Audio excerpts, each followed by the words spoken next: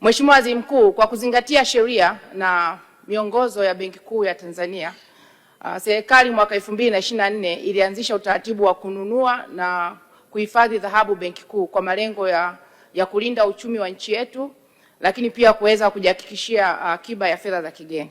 Na kwa kuwa kumekuwepo na mitazamo kwenye jamii kwamba kuna kiasi cha dhahabu hiyo ambazo kimeuzwa kwenye maeneo mengine duniani, ni nini kauli ya serikali juu ya uuzaji wa dhahabu hiyo na maslahi mapana ya taifa letu? Mheshimiwa Spika, nimpongeze Mheshimiwa Rais kwa uamuzi wake wa kuifanya Tanzania kuwa moja ya nchi ambazo zinaweka akiba ya fedha kwa dola na kwa dhahabu. Mheshimiwa Spika, si nchi nyingi zinafanya utaratibu huo. Mheshimiwa Spika, uamuzi wa nchi yetu kuweka akiba kwa dola na kwa dhahabu ulitokana na mabadiliko ya midororo ya kiuchumi ya hivi karibuni ambayo imekuwa ikifuatana, ambapo tumeona kwa takriban miaka 6 au 7 karibu kila mwaka kunakuwa na aina ya mdororo. Mheshimiwa Spika, mpaka sasa zoezi la ununuaji wa dhahabu limeenda vizuri sana, ambapo tunavyoongea tuna dhahabu takribani tani 27 ambazo ni takribani dola bilioni 3.9 inaelekea 4, ambayo hii ni sawa na takribani 45% ya akiba ukiuianisha na akiba ya dola tulionayo na akiba ya fedha za kigeni tulionayo. Kwa maana hiyo sasa tuna takribani zaidi ya dola bilioni 6 kwa upande wa reserve, ambayo mara zote tumekuwa tukirejea kwamba ni zaidi ya miezi 4 takribani 8 ya uagizaji wa bidhaa, ambayo ni akiba nzuri, na Tanzania haijawahi kuyumba licha ya midororo ambayo imekuwa ikitokea. Na ukitaka kujua kuwa Tanzania haijayumba, tuna akiba ya zaidi ya miezi 4 ya uagizaji wa bidhaa. Wakati wa migogoro hii kuna nchi zilikuwa na akiba ya wiki 2, wengine mwezi mmoja. Lakini Mheshimiwa Spika, nini faida ya kuwa na akiba hii na nini kauli ya serikali kuhusu swali alilolisema Mheshimiwa mbunge? Mheshimiwa Spika, dhahabu na yenyewe imeingia kwenye utaratibu wa akiba ya fedha za kigeni, kama ambavyo tunatunza dola kama akiba ya fedha za kigeni. Na Mheshimiwa Spika, dhahabu hii haitunzwi kwa biashara. Dhahabu hii sasa ni sehemu ya sera za kifedha za nchi kama ilivyo dola. Dola haitunzwi kwa biashara, kwa ajili ya biashara, inatunzwa kama ni sehemu ya sera za kifedha ambazo nchi zote ambazo zina masuala ya sera za kifedha zinatumia sera hizo kwa ajili ya masuala ya kiuchumi, kuweka utulivu wa uchumi, kukuza uchumi, kuweka uimara wa currency ya nchi ambao kwa kwetu sisi ni shilingi, kuweka uimara wa shilingi.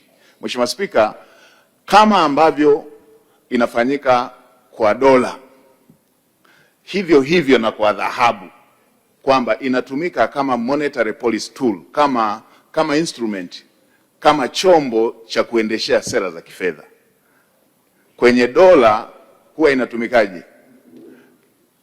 Pale ambapo pana nchi ina commitment ya kufanya malipo kwa dola, inafanya malipo kwa dola, na pale ambapo nchi inapokea dola kwenda kwenye uchumi wake, inazibadilisha kwa shilingi ili shilingi ziweze kutumika katika uchumi na zile dola ziweke akiba ya fedha za kigeni.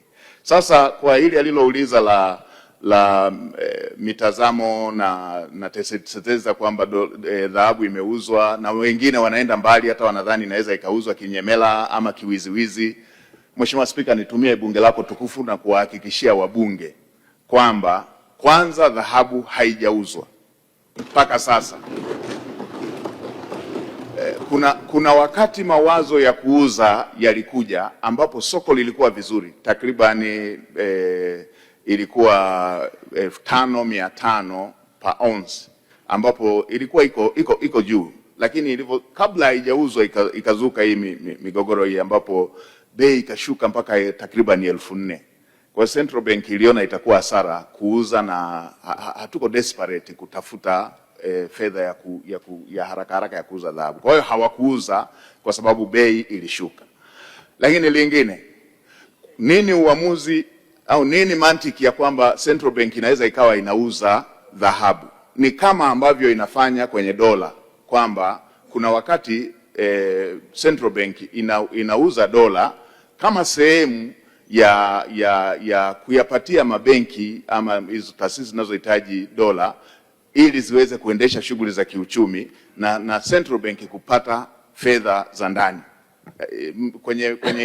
kwenye market exchange ambayo inafanyika kwa uwazi kabisa. Kwa upande wa dola, kwa upande wa dhahabu, kwa sababu Central Bank inatakiwa iendelee kununua dhahabu, na Central Bank itanunua dhahabu sio kwa kupokea tu dhahabu zilipochimbwa, itatumia fedha. Maana yake nini? Ili Central Bank iendelee kununua dhahabu, ikitokea soko limekuwa zuri la dhahabu, itauza ipate fedha za kuendelea kununua dhahabu. Lakini pia Central Bank, benki kuu, inaweza ikauza dhahabu ili kuweka mizania kati ya dola na dhahabu. Kwa mfano, kwa nchi zinazoendelea uwiano unatakiwa takriban 10% ya akiba za fedha za kigeni. Ni masuala ya kisera, ili usiwe na dhahabu peke yake, kwa sababu kwenye masuala ya huku kwenye mabenki na vitu vingine huku unatakiwa pia uwe na dola ili mambo haya mengine yaweze kuendelea. Mheshimiwa Spika, nilisisitize hili jambo kwamba dhahabu moja haiwezi ikauzwa na mtu binafsi. Ni kama dola iliyoko Central Bank ama masuala ya fedha masuala ya fedha za nchi. Central Bank haimkopeshi mtu binafsi, ni benki ya serikali. Central Bank ni lender of last resort, haimkopeshi mtu binafsi wala kampuni binafsi. Inapeleka kwenye mabenki, inapeleka kwenye taasisi, na hiyo ndio ambayo inafanyika.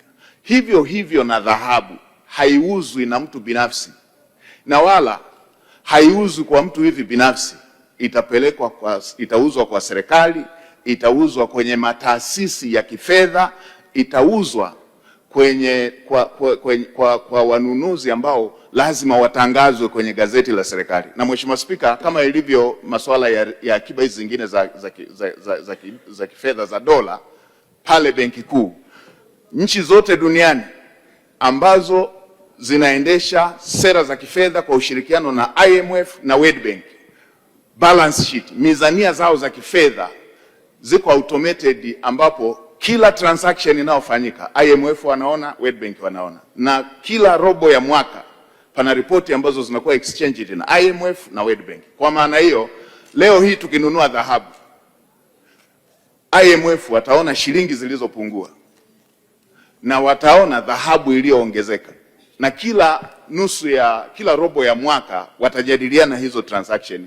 Kwa hiyo hawezi mwanaharakati akaona dhahabu iliyouzwa IMF wasione, World Bank wasione, na kwamba mtu tu anaweza akaondoka na kikapu hivi kimebeba dhahabu. Hayo ni mambo tu ya watu wenye ajenda rasmi ya kutengeneza mitafaruko na kutengeneza chuki ndani ya nchi na kutengeneza mizozo. Niwahakikishie waheshimiwa wabunge, haya ni mambo ambayo yako automated na ni mambo ambayo yametungiwa sheria. Sio mtu tu anaweza akaamka akauza, sio tu mtu anaweza akaamua akanunua. Hili ni jambo ambalo liko kwenye sera za kifedha ambazo Tanzania ina ushirika na mataasisi yote ya kifedha duniani, na yanafanyika kwa uwazi na yanafanyika kwa uadilifu mkubwa.